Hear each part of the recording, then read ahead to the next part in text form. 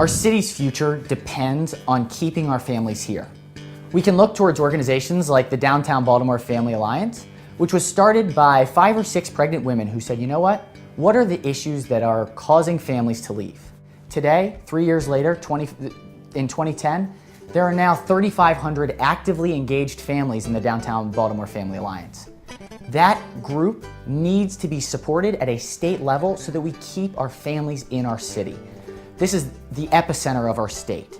If we aren't finding a way to give families great options for their children, for their entertainment, for their walkability, for the safety and security of their lives and their homes, we won't keep them.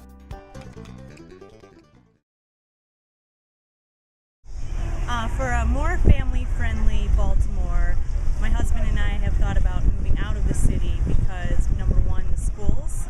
Our children, we have a child that's 20 months old and another one on the way, and with there not being any great options for public schools in the area, it's something that we're considering a move for. So that's disheartening.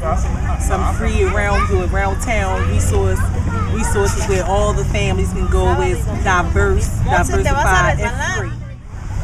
Well, to keep me in Baltimore City, I would love to see better public schools for my daughter, who's just turning 2, and we also have a baby on the way, so schools are really important to me. And also just the safety of the city. I would like to change the abandoned houses and the people that's on the street, because people need somewhere to live, and abandoned houses need to be fixed.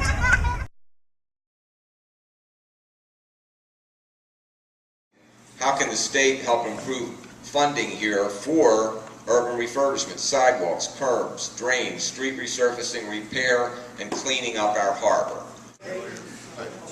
Insofar as the maintenance of the streets are concerned in Baltimore City, that money comes up out of highway user funds. And that money is generated gasoline tax, transfer tax, titling fees, down to $139 million a year into Baltimore City. We don't tell them how the city can use it, other than here they can use it for crossing guards, street maintenance, and stuff like that.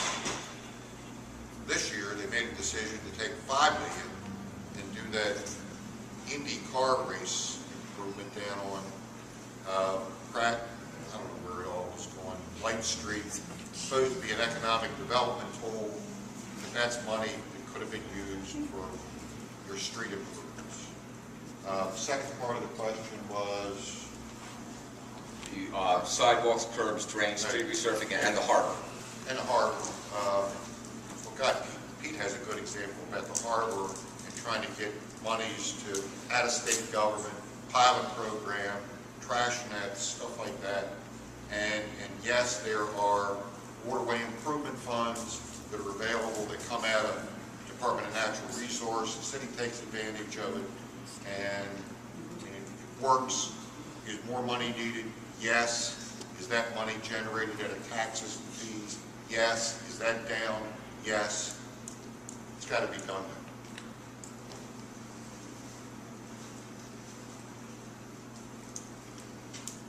I'm running for state senate because I see an incredible city. I see a city where my wife and I want to raise a family. There's an incredible organization that was started in 2007, started by 6 pregnant women. It's called the Downtown Baltimore Family Alliance.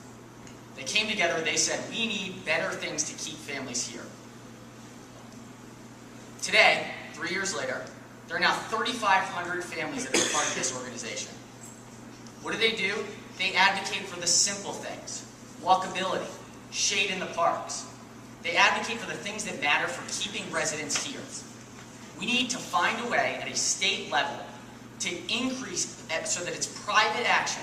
It's groups that come together like DBFA. We need to give them the resources. We need to find ways to stimulate their work because it's incredible work. It's taking the resources and assets that are already here. By funneling further assets and resources to them, we can leverage our city's future. It's a great place, but we can do better. It'll be unbelievable what we can see in Baltimore. Kids are waiting to be engaged. There are families who want to stay. They want to have great public school options in their neighborhoods. If we can get them to stay, if we can have great schools throughout our city, the next 10 years look dramatically different. We have changed the story about our city's future.